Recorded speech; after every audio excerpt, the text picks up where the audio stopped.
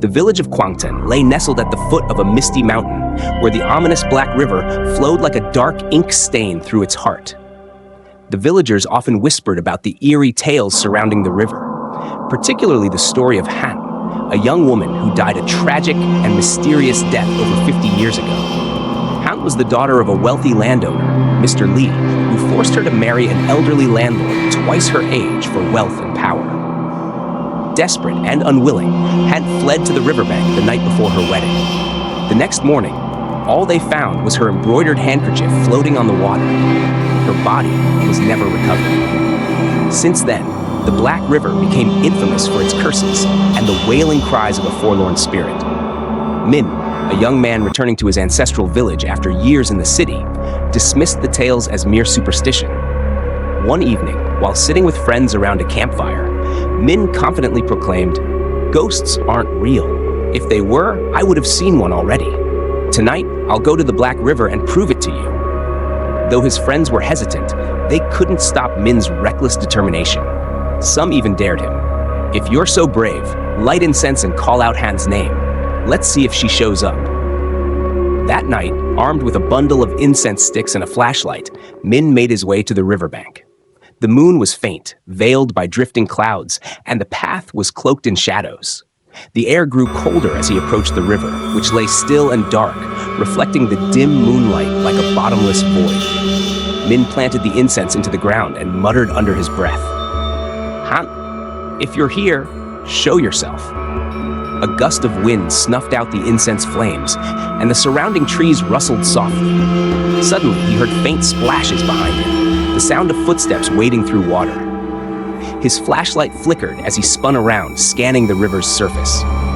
Then from the heart of the river, a figure emerged. A woman in a white owl dye stood waist-deep in the water, her long black hair draped over her face. Min's breath caught as she slowly lifted her head, revealing hollow, milky white eyes. Her voice was soft but chilling, like a whisper carried by the wind.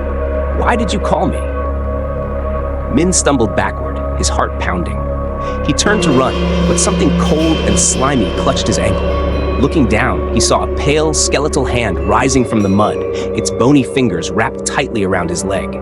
He screamed, kicking desperately to free himself, but more hands began emerging from the river, clawing at him with an unnatural strength. As he struggled, the woman in white moved closer, her feet gliding soundlessly over the water.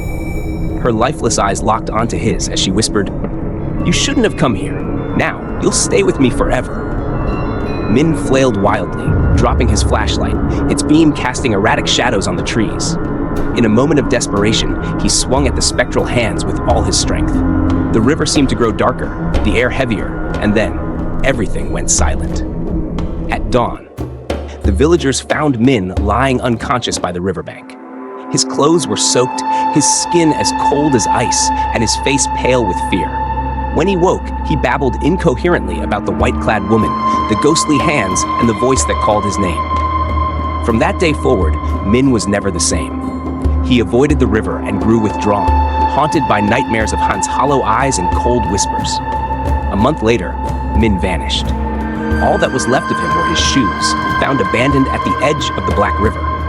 Some villagers swore they heard faint footsteps in the water that night, followed by eerie laughter echoing across the river. Since then, no one dared approach the Black River. The legend of Han and her cursed waters grew even darker. They say her restless spirit still waits there, dragging anyone foolish enough to call her name into the depths, never to return.